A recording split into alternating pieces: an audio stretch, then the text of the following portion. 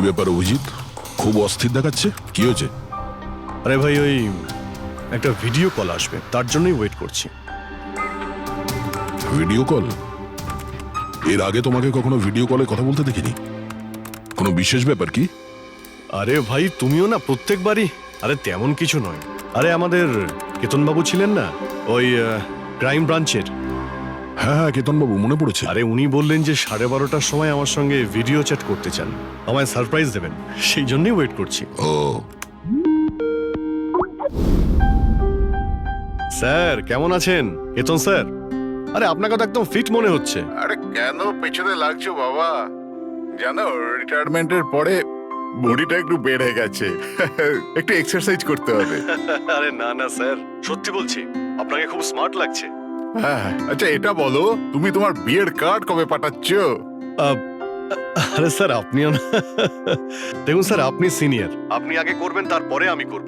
আমি লাইন ভেঙে আগে কি করে যাব স্যার? হ্যাঁ, আরে ভাই, নতুন বাড়ি কিনেছি, ব্যাস ওরে বাড়ির মাল কিনে চলে আসবে। না হলে এই বয়সে আর কে মেয়ে দেবে বলো? আরে স্যার, আশা নিয়েই আমরা সবাই বেঁচে আছি। কোথায় বাড়ি কিনেছেন আপনি? ফার্ম হাউস নিয়েছি ওয়াসিতে। হ্যাঁ, চলে এসো রোববার, একসাথে লাঞ্চ করব। অবশ্যই স্যার, অবশ্যই যাব। এখন তোমাকে আমি এই ঘরটা দেখাচ্ছি, দেখো ঘরটা কেমন দেখতে। এই যে দেখো,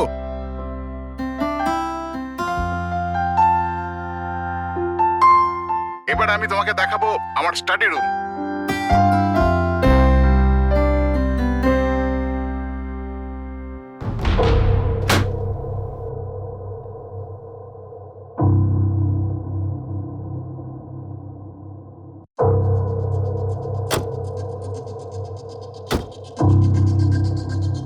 অভিজিৎ, এবার দেখো, দেখাচ্ছি তোমাকে দারুণ জিনিস, ফার্স্ট ক্লাস।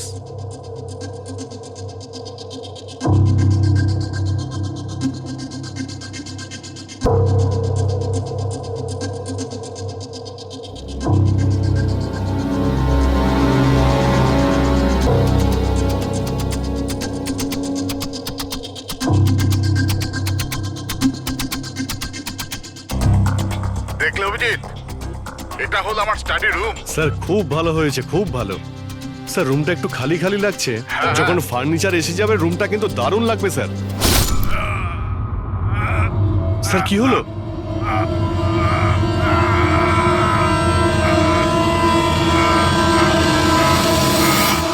ও নো স্যার! কি আরে হয়েছে? ভাই, স্যারকে কেউ ছুরি মেরে দিয়েছে। ছুরি মেরে দিয়েছে? কোথায়? কে মেরেছে ছুরি? বুঝতে পারছি না। কিন্তু তুমি তো ভিডিও চ্যাট করছিলে ওর সাথে, না? হ্যাক করছিলাম, কিন্তু হঠাৎ করে এই ছুরি কোথা থেকে এলো আর কিভাবে ওনার লাগলো কিছুই বুঝতে পারলাম না। কি?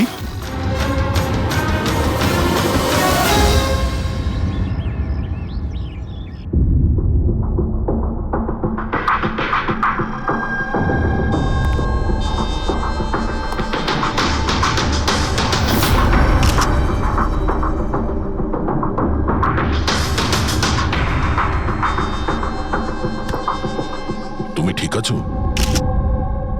হ্যাঁ ভাই, বুঝতে পারছি না এসব কি করে হয়ে গেল। স্যার স্যার কেতন স্যার তো 100 জনেরও বেশি আসামিকে জেলে পৌঁছেছেন। হতে পারে ওদের মধ্যেই কোনো একজন আসামি এই সব করেছে। হ্যাঁ, কিন্তু কিভাবে, কখন? কেতন স্যার আমার সঙ্গে কথা বলছিলেন, এইখানে বসেছিলেন, ওনার পিছনে কেউ ছিল না। তাহলে হঠাৎই ছুরিটা কে মারলো আর কিভাবে মারলো?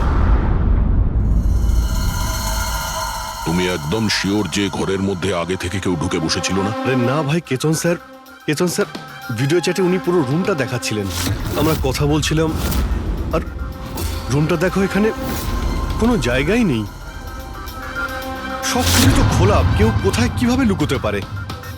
তুমি বলেছো যে তোমার সামনেই কেতনবাবু দরজা খুলে ভেতরে এসেছেন। হ্যাঁ, উনি এই দরজাটা খুললেন, ভিতরে ঢুকলেন, আর উনি দরজাটা বন্ধও করেছিলেন। তাহলে তো পরিষ্কার ব্যাপার, খুনি এই ঘরের মধ্যে আগে থেকেই ছিল, পরে আসেনি।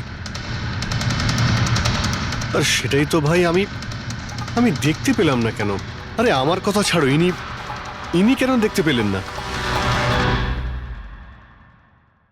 স্যার, এই রুমটাতে আসার আর কোনো রাস্তা নেই, এই দরজাটা ছাড়া।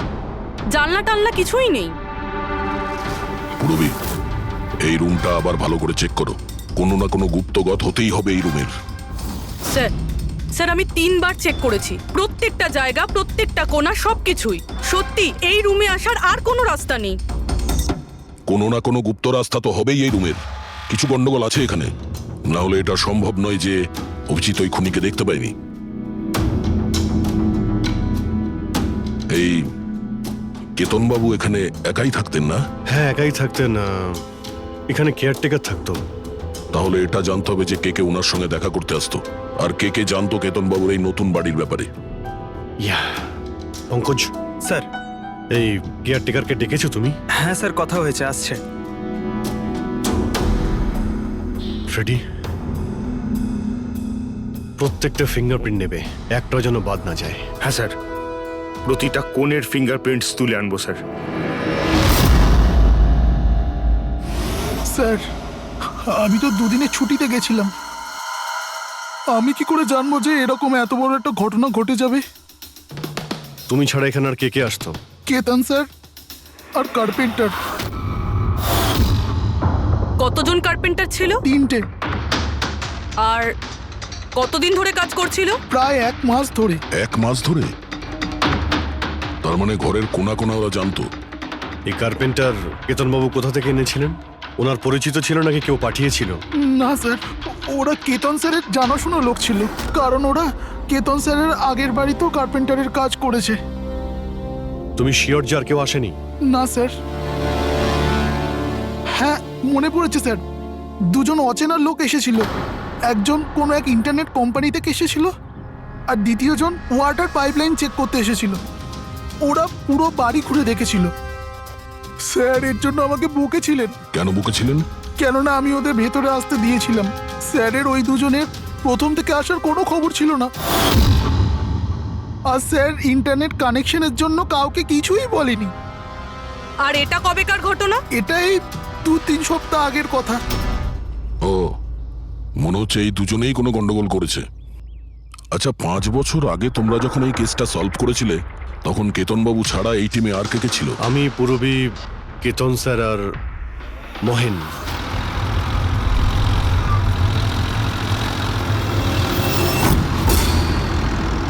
ওই মহিলার প্রাণের ঝুঁকি আছে, আর ওইখানে আশেপাশেই আছে। হ্যাঁ স্যার, তাড়াতাড়ি পৌঁছে যাব। আর 15 মিনিট লাগবে ওই ওয়ার হাউস, আমরা এসেই গেছি।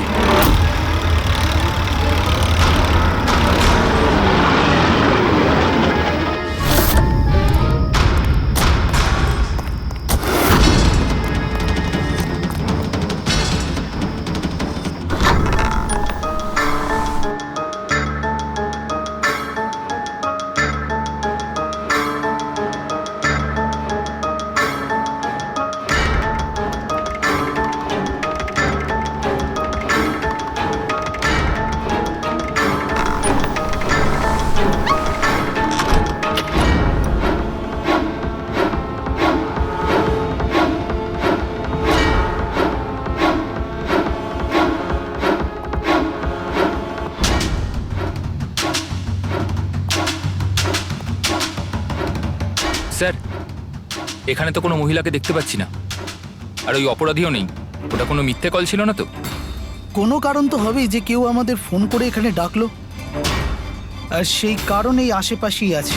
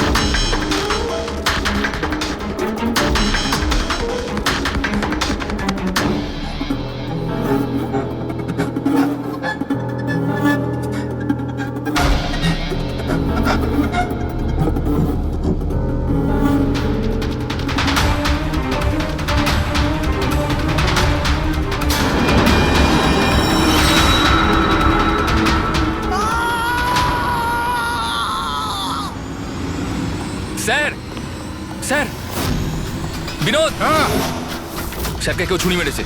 Sir sir oh no oh no, he is dead.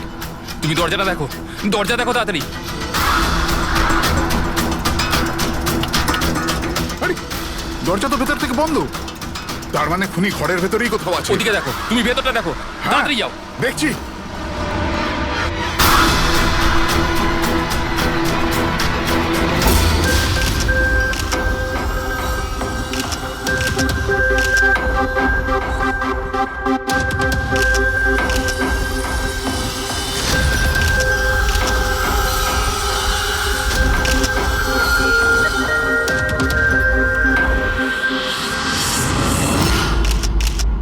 তাহলে এখানে কেউ ছিল না, হ্যাঁ?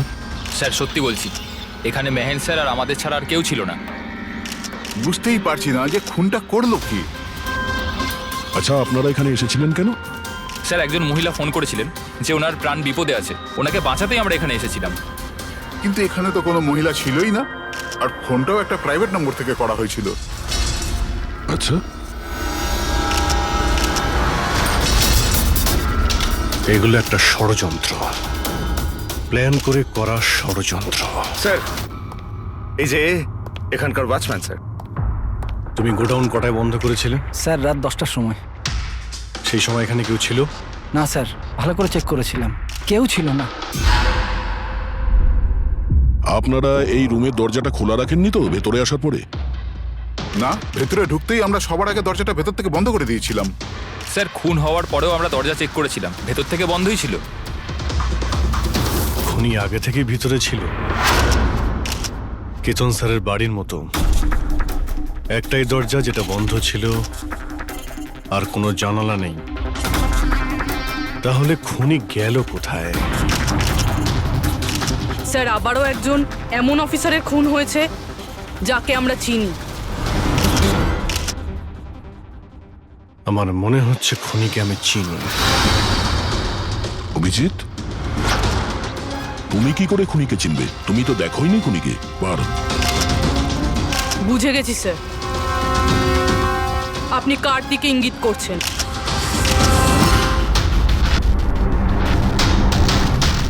তুমি জানো এসব কি? হ্যাঁ, এটা এশিয়ার নামকরা ক্লাসিক আর্টওয়ার্ক, কিন্তু এসবের এই কেসের সঙ্গে কি সম্পর্ক? যেটাকে তুমি এশিয়ার বিখ্যাত আর্টওয়ার্ক ভাবছো, সেটা আর্টওয়ার্ক ঠিকই, কিন্তু অরিজিনাল নয়। এটা ডুপ্লিকেট, নকল। এগুলো নকল, কিন্তু দেখতে তো একদম। দেখতে একদম আসল, অথচ এটা নকল। কিন্তু এই আর্টওয়ার্কের এই দুটো মার্ডারের সঙ্গে কি সম্পর্ক? এটা 5 বছর আগের কথা দয়া। তোমার এটা মনে আছে, তুমি আর এসিপি স্যার ডেপুটেশনের জন্য দিল্লি গিয়েছিলে? সেই সময় কিছুদিনের জন্য আমি আর পুরবী একটা কেসে ক্রাইম ব্রাঞ্চের হয়ে কাজ করেছিলাম। হ্যাঁ হ্যাঁ হ্যাঁ, কিছু কিছু মনে পড়ছে। এটা সেই কেস না যাতে কেউ নকল আর্টওয়ার্ক বানিয়ে সেটাকে বেশি দামে বেচার চেষ্টা করছিল? কারেক্ট। এই আর্টওয়ার্ক সেই বানিয়েছে, মিখেল। ওর নাম মিখেল।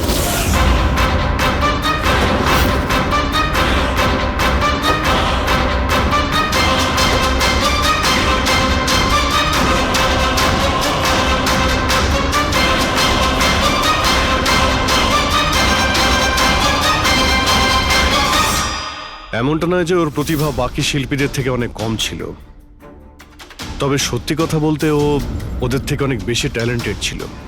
আর সেই জন্যই হয়তো ও একদিন ভেবেছিল যে অরিজিনাল পেন্টিং তো সবাই বানাতে পারে, কিন্তু অরিজিনালের মতো সেম কপি বানানো সবার পক্ষে সম্ভব নয়। আর এই কাজে এত টাকা ছিল যে ওর আসল পেন্টিং বানানোর কোনোদিনও প্রয়োজনই হয়নি। ও কোটি কোটি টাকা ইনকাম করেছিল মহান আর্টিস্টের অরিজিনাল পেন্টিংয়ের নকল পেন্টিং বানিয়ে। আর ওর কাজ এতটাই ভালো ছিল যে কেউ বলতে পারতো না যে পেন্টিংটা আসল না নকল। অনেকবার তো 30-40 বছরের আগের ক্যানভাসের পেন্টিং করেছে ও, অথচ সেটা কারো পক্ষে ধরাই সম্ভব ছিল না। কিন্তু একদিন পরিস্থিতি এমন হলো, অনেক আর্ট প্রেমী যখন কোটি কোটি টাকা লস করলো, তখন ক্রাইম ব্রাঞ্চ মিখেলকে ধরার দায়িত্ব আমাদের 4 জন অফিসারকে দেয়। কেতন স্যার, মহেন, পুরবী আর আমি। মিখেলকে ধরা এত সহজ ছিল না, কিন্তু কথায় আছে না, পিঁপড়েকে ধরতে হলে মিষ্টির ব্যবহার করতে হয়। আর এই পিঁপড়ের মিষ্টি ছিল ওর পুরনো ক্যানভাস, আর সেই কেমিক্যাল যেগুলো ও ব্যবহার করত 200 থেকে 250 বছরের পুরনো পেন্টিং তৈরি করতে। আমরা সমস্ত আর্ট গ্যালারির দোকানে নজর রাখতে শুরু করে দিই, যেখানে এইসব জিনিস পাওয়া যেত। যারা এই সমস্ত জিনিস কিনতে আসতো তাদের পুরো ঠিকুজি কুষ্টি পার করতাম আমরা।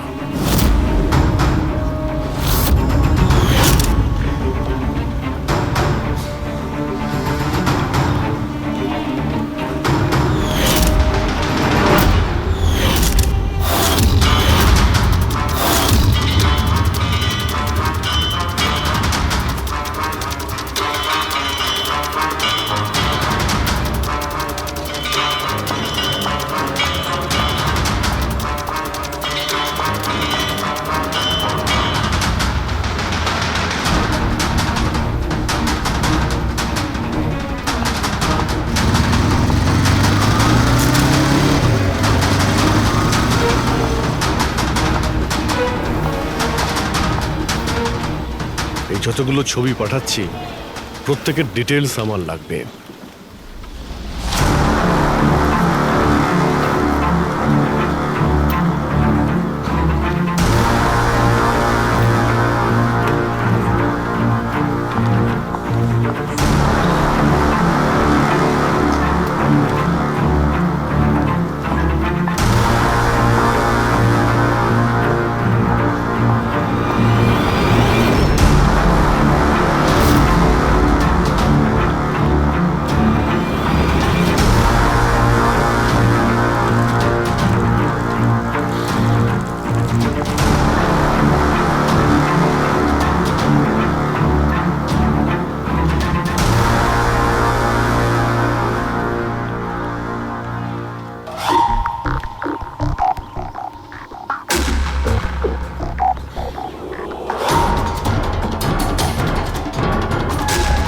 আর তারপরে 1 সপ্তাহ পরে আমরা এমন একটা মেয়েকে দেখলাম যে জিনিসপত্র তো কিনতো, কিন্তু তার কোনো আর্ট ব্যাকগ্রাউন্ড ছিলই না। নিশ্চয়ই কোনো গন্ডগোল আছে স্যার। এই মেয়েটা ব্যাংকে কাজ করে, এর এই জিনিসগুলো কেন প্রয়োজন পড়ে, তাও আবার প্রত্যেক দ্বিতীয় দিন? হ্যাঁ স্যার, এই মেয়েটার প্রবলেম তো আছে মনে হচ্ছে।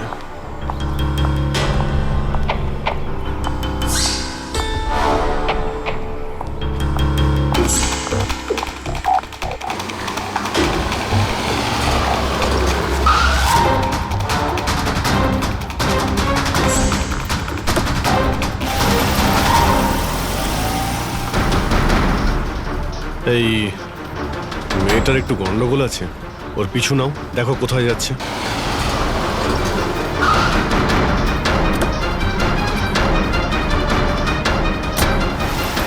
স্যার আমি ওকে 3 দিন ধরে ফলো করেছি, কিন্তু কিছু জানতে পারিনি।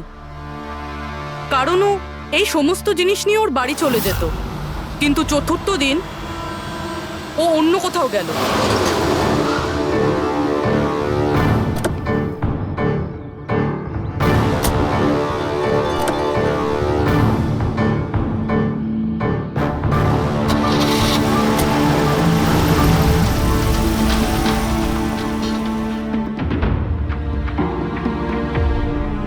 নিখিল, নিখিল, নিখিল, নিখিলও না, এখনো লাঞ্চটাও করেনি।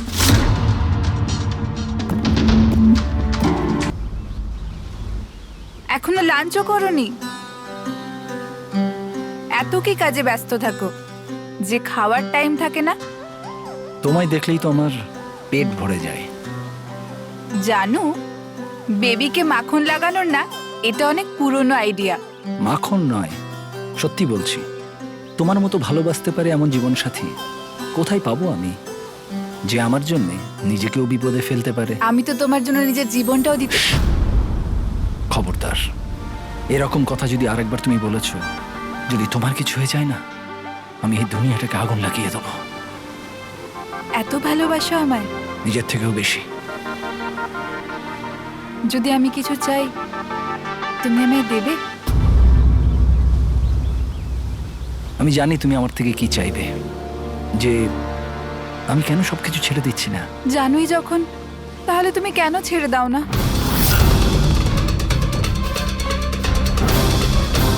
শীতল, মানুষের জীবনে দুটো নেশা হয়, আমার ভালোবাসার নেশা তুমি পূরণ করো, আর আমার দ্বিতীয় নেশা শিল্পীর, যেটা আমার কাজটাকে পূর্ণ করে। এই দুটোর মধ্যে একটাও যদি আমার থেকে দূরে যায় না, তাহলে আমি অসম্পূর্ণ থেকে যাব। আর আমি চাই যে ইতিহাস আমায় সব থেকে ভালো স্বামী আর সব থেকে ভালো আর্ট চোর হিসেবে মনে ব্যাস রাখে। Mikheil,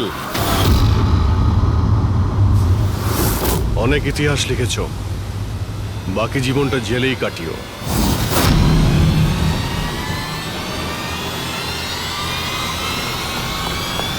Mikheil,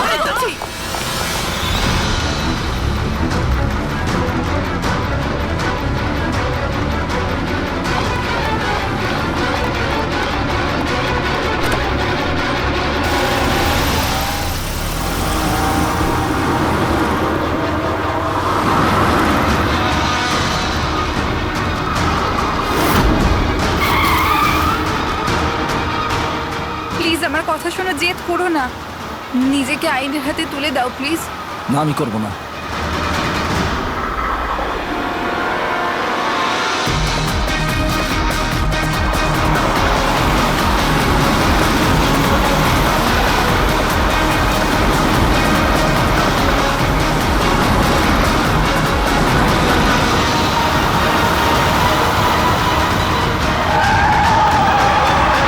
Nikhil!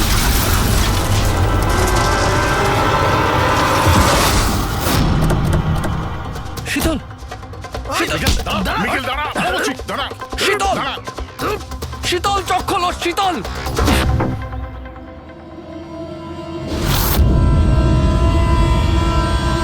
She is dead, sir. তোমাদের জন্য আমার শীতল আমাকে ছেড়ে চলে গেল। ছাড়বো না আমি তোমাদের। তোমার স্ত্রীর মৃত্যুর জন্য আমরা দুঃখিত, কিন্তু তার জন্য দায়ী আমরা নই, তুমি।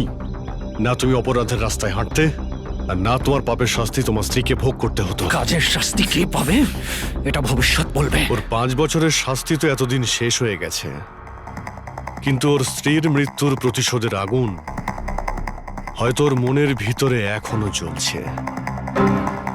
মানে কেতনবাবু আর মেহেনের পরে ওর টার্গেট এখন পুরবি আর তোমার উপর। কারেক্ট। কিন্তু স্যার, ও এসব করছেটা কি করে? কারণ নজরে পড়ছে না কেন? এবার এই রহস্যের পর্দা তো মিখেলই তুলতে পারবে। ও তোমার আর আমার কোনো ক্ষতি করার আগে মিখেলকে আমাদের ধরতেই হবে। স্যার, স্যার কেতন বাবুর বাড়ি থেকে যে ফিঙ্গারপ্রিন্টস গুলো পেয়েছিলাম, হ্যাঁ, ওটা কারোর সঙ্গে ম্যাচ হয়েছে? স্যার ওই ওয়াটার পাইপলাইনে যে কাজ করে সে নির্দোষ হলেও যে লোকটা ইন্টারনেটের কাজ করে সে খুব গোলমেলে। এই ইন্টারনেটের লোকটা কে? Sir Ramen sir. Sir sir পুরনো পাপি স্যার, এই তো 6 মাস আগে ও অথর রোড জেল থেকে ছাড়া পেয়েছে স্যার। Arthur road jail? ওই মিখেলকে তো ওই জেলেই রাখা হয়েছিল। তার মানে ওই জেলেই এই অপরাধের প্ল্যানিংটা করা হয়েছিল, মিখেল আর ওই রমন যোগ মিলে নিয়ে। তুই নিশ্চয়ই আবার জেলে যেতে চাইবি না? না স্যার, আমার দ্বিতীয়বার জেলে পাঠাবেন না স্যার। যদি আজ আমি মিখেলকে না পাই তাহলে তোকে এখানেই পুঁতে দেবো। না স্যার, মিখেল আমার সাথে এখানেই দেখা করতো, এখানেই দেখা করতো, আমি সেখানেই নিয়ে যাচ্ছি আপনাদের। আমার মিখেলকে চাই, ব্যাস। হ্যাঁ স্যার, ওখানেই নিয়ে যাচ্ছি আপনাদের।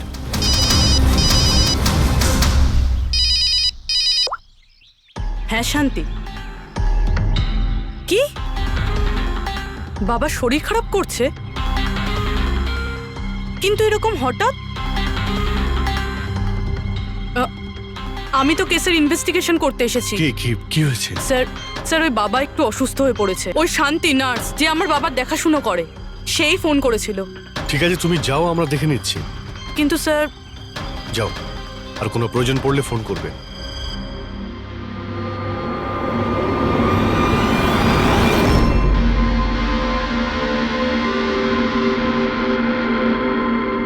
কি হলো স্যার? ফ্রেডি, আমি এটা ভাবছি যে আমাদের এই সিআইডির কেরিয়ারে আমরা অনেকেই ক্লোজ রুম মার্ডার সমাধান করেছি, কিন্তু তাদের মধ্যে একটা কেসও এরকম ছিল না। হ্যাঁ স্যার, এর আগেও এরকম ঘর বন্ধ থাকার কেস এসেছিল। কোথাও না কোথাও তো গোপন রাস্তা খুঁজে পাওয়াই যেত খুনির আসার এবং যাওয়ার জন্য। হ্যাঁ, হয়তো রুমের মধ্যে কোনো গুপ্ত পথ থাকে, না হলে রুমের মধ্যে কোনো রাস্তা বানানো হয় খুন করার জন্য। কিন্তু এখানে না তো কোনো গুপ্ত রাস্তা আছে, না রুমের মধ্যে কোনো গন্ডগোল করা হয়েছে, না। আর এই খুনি এমন যাকে দেখাই যাচ্ছে না। স্যার, আমার তো ভেবেই কিরকম মাথাটা ঘোরা শুরু হয়ে গেছে। খুনিকে দেখা যাচ্ছে না কেন? অনেক বছর আগে আমি একটা সিনেমা দেখেছিলাম যেখানে হিরো একটা গ্যাজেট লাগিয়ে অদৃশ্য হয়ে যেত, কিন্তু ওটা তো সিনেমা ছিল না স্যার। হ্যাঁ, ওটা তো সিনেমা ছিল, কিন্তু এটা তো বাস্তব জীবন। স্যার, কি ভাবছেন আপনি? এটাই ভাবছি, এর মধ্যে কোন জিনিসটা আমি বুঝতে পারছি না।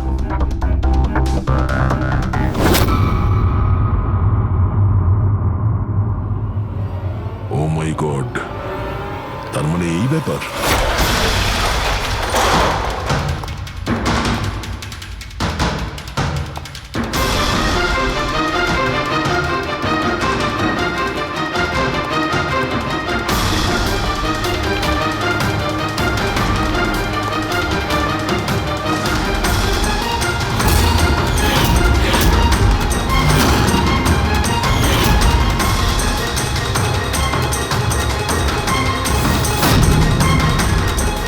অনেকদিন ধরেই আমাদের চারজনকে ফলো করছিল, আর তুই ওকে হেল্প করছিলি এই সমস্ত কাজে। হ্যাঁ হ্যাঁ স্যার।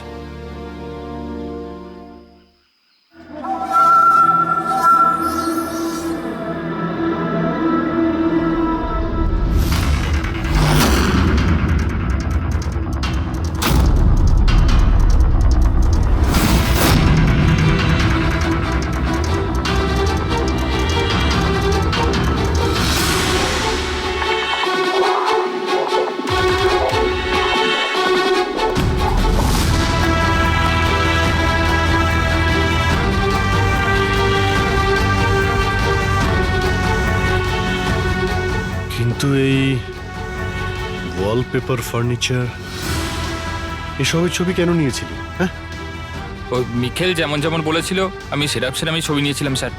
ব্যাস, আমি শুধু জানতাম না এই ছবিগুলো নিয়েও কি করবে স্যার।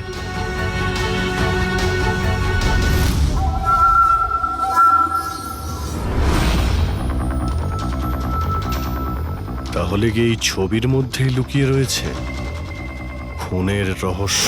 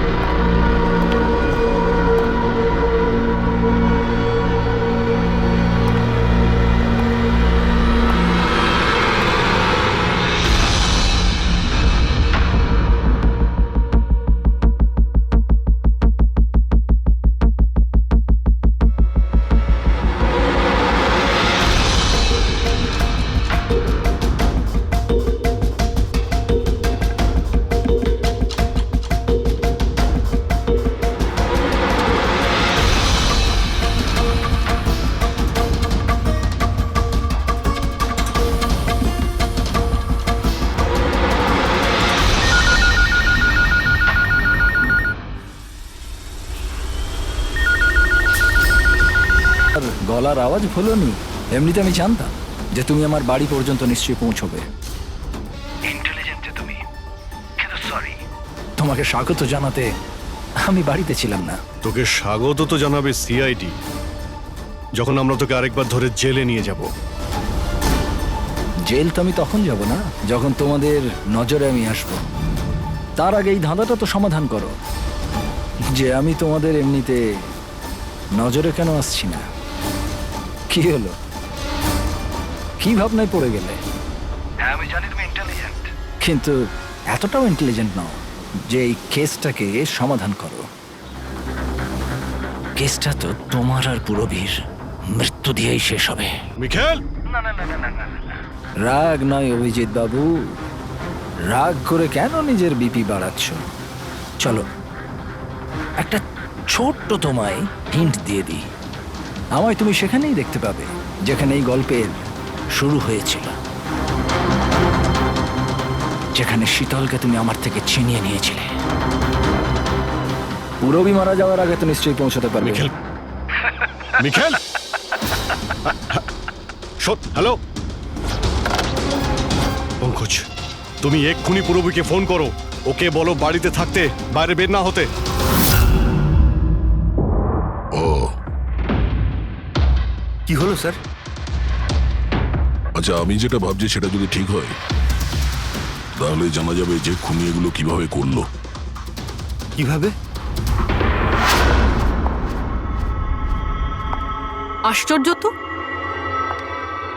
বাবা তো পুরোপুরি সুস্থ আছে, তাহলে তাহলে শান্তি ফোন করে আমাকে ডাকলো কেন? আর নিজেও তো বাড়িতে নেই। ফোন করলাম, ফোনটাও ধরছে না।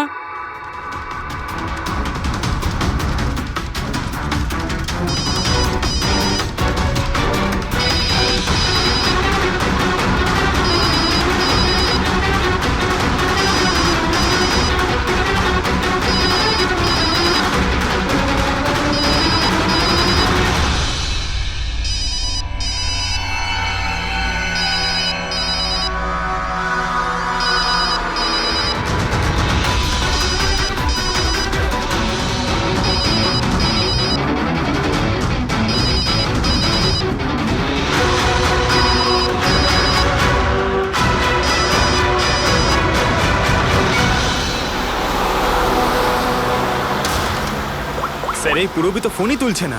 কি ফোন তুলছে না? কোনো প্রবলেম নেই তো? স্যার মিখেল ওর কাছে পৌঁছে যায়নি তো? হতে পারে ওই যে ফোনটা এসেছিল ওর বাড়ি থেকে ওর বাবার শরীর খারাপের ব্যাপারে, হতে পারে ফোনটা মিখেলই করেছিল। স্যার পুরবির কিছু হবে না তো? আশা করছি আমরা সময় মতো পৌঁছে যাব। যদি পুরবীর কিছু হয় তাহলে না,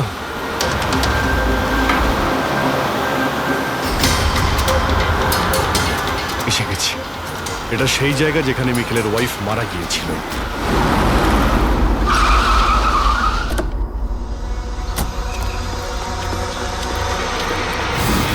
পুরবী!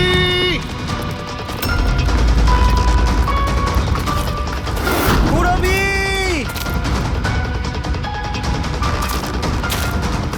পুরবী! পুরবি!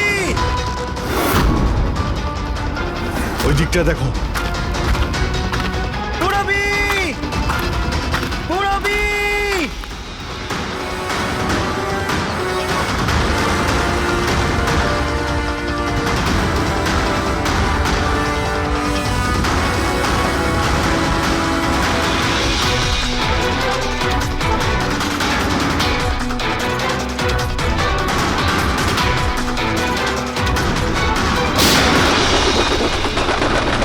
পুরবি! পুরবি!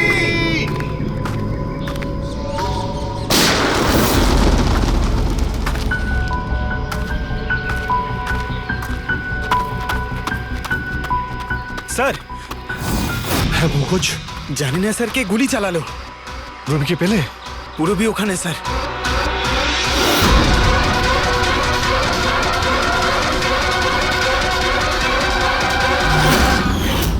ও নো! পঙ্কজ, অ্যালার্ট থাকবে। আমাকে কভার করো, আমি যাচ্ছি পুরবীর কাছে।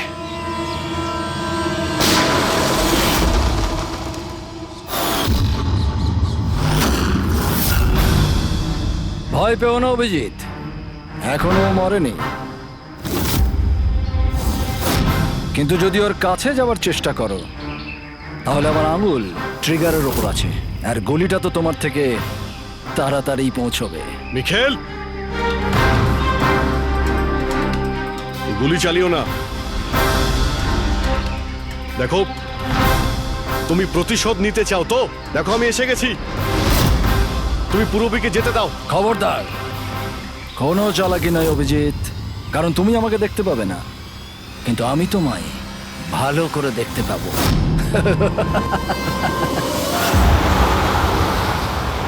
অভিজিৎ, আমার কথা মন দিয়ে শোনো, তুমি একদম রিঅ্যাক্ট করবে না। তুমি এই মিখেলকে দেখতে পাবে না। তুমি আর কেতনবাবু ওকে কেতনবাবু স্টাডি রুমে দেখতে পাওনি। মাহান ওকে আর্ট ওয়্যার হাউসে দেখতে পাইনি। পূরবী নিজে ওকে ওর ঘরে দেখতে পাইনি। কেন? কারণ ওকে দেখা সম্ভব নয়। ও যেখানে যেখানে অন্যায় করে সেখানকার কোণে কোণে ও লুকিয়ে পড়ে। ওই রুমে, ওই ডেকোরেশনে ও এমন ভাবে লুকিয়ে পড়ে কেউ বলতেই পারবে না যে ও আর্ট পিস না একজন মানুষ। কেতনবাবুর রুমে ও ও ওয়ালপেপার হয়ে গেছিল, ওয়ালপেপার।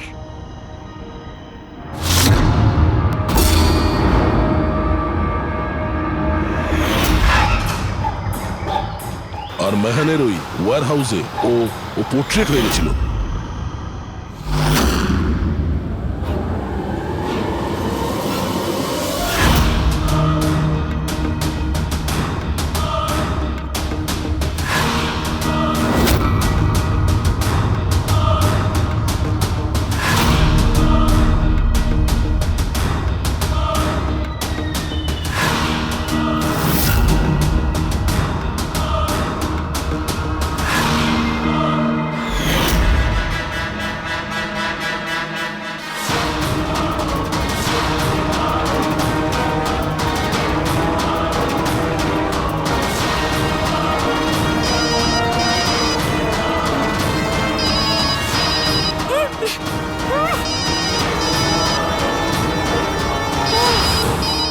এটা আমি তখনই বুঝতে পারলাম যখন ওয়্যার হাউসের ক্রাইম সিনের ফটোগুলো আমি দেখলাম। তখনই আমার নজর ওই পোর্ট্রেটের আঙুলের উপর গেছিল।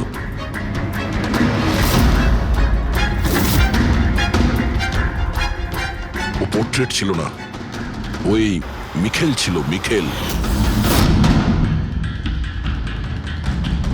ওকে দয়া, পঙ্কজ সাবধানে, পঙ্কজ সাবধানে, জঙ্গলে লুকিয়ে আছে। পঙ্কজ, তুমি এখানেই থাকো, রবির দিকে নজর রাখবে। মিখেল, আমরা কিছুই করব না, আমরা এখান থেকে চলে যাচ্ছি। তবে তুমি রবিকে ছেড়ে দাও প্লিজ।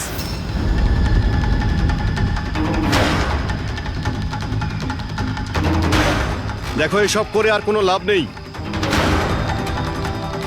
আমি এখানে এসে গেছি, তুমি তুমি বলো কোথায় যেতে হবে, আমি চলে যাচ্ছি। বাস, আগে এগোবে না অভিজিৎ। আমার সাথে গেম খেলা বন্ধ করো। ঠিক আছে, ঠিক আছে, গুলি চালিয়ে কোনো লাভ নেই, আমরা এখান থেকে চলে যাচ্ছি। কিন্তু তুমি তুমি কি চাও মিখেল? যা কিছু হয়েছিল সেটা তো হয়ে গেছে, কিন্তু এসব করে তুমি কি পাবে? হ্যাঁ,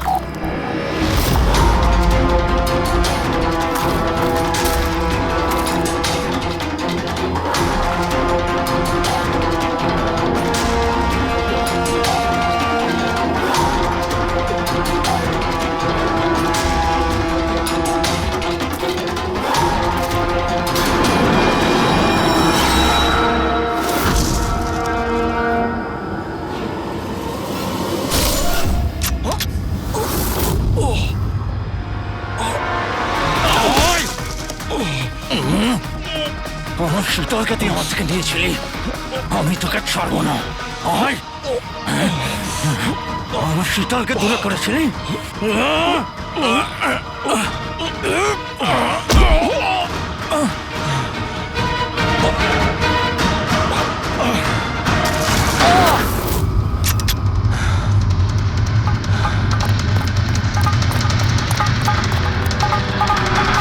রবি, তুমি ঠিক আছো তো?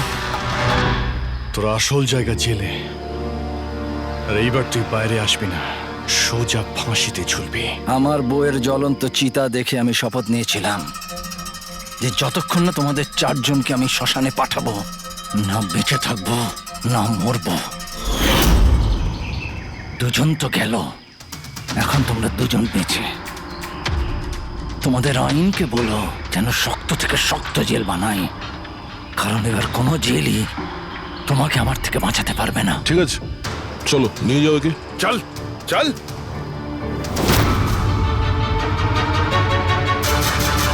আসবো, ফেরত আসবো।